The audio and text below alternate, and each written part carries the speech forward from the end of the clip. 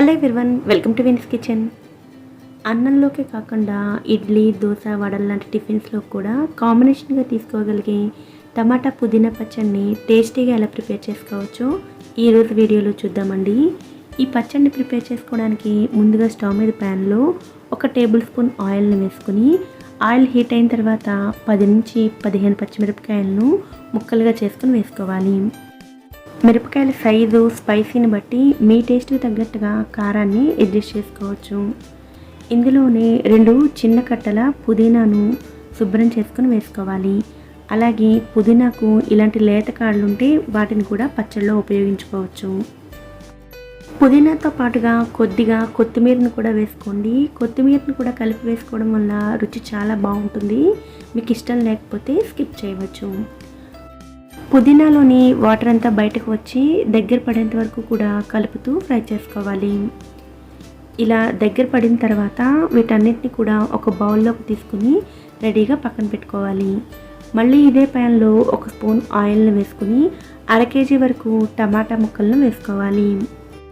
టమాటాలతో పాటుగా 1/2 స్పూన్ పసుపు, పచ్చడి రుచికి సరిపడా ఉప్పు, అలాగే కొద్దిగా చింతపండును కూడా వేసుకుని అంతా బాగా కలుపుకుని మూత పెట్టుకుని మీడియం ఫ్లేమ్లో టమాటాలు సాఫ్ట్గా అయ్యేంత వరకు కుక్ చేసుకోవాలి.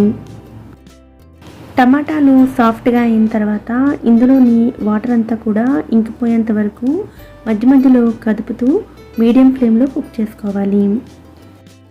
వాటర్ అంతా ఆవిరైపోయి టమాటాలు ఇలా దగ్గర పడిన తర్వాత స్టవ్ ఆఫ్ చేసుకుని పూర్తిగా చల్లారనివ్వాలి.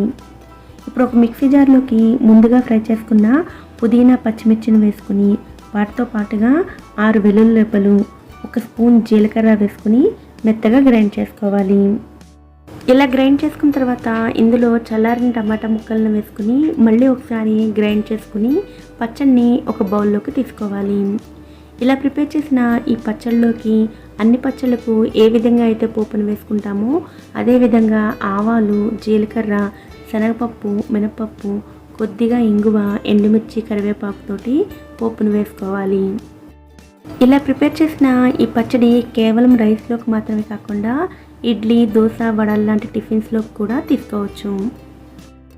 ఈ సింపుల్ టమాటా పుదీనా పచ్చడిని మీరు కూడా తప్పకుండా ట్రై చేయండి. ఈ వీడియో కనుక మీకు నచ్చినట్లయితే వీడియోని లైక్ చేసి ఇలాంటి మరిన్ని రెసిపీస్ కోసం ఛానల్ని సబ్స్క్రైబ్ చేసుకుని నోటిఫికేషన్స్ మిస్ అవ్వకుండా ఉండడం కోసం పక్కనే ఉండే బెల్ ఐకాన్ని కూడా యాక్టివేట్ చేసుకోండి. Thanks for watching.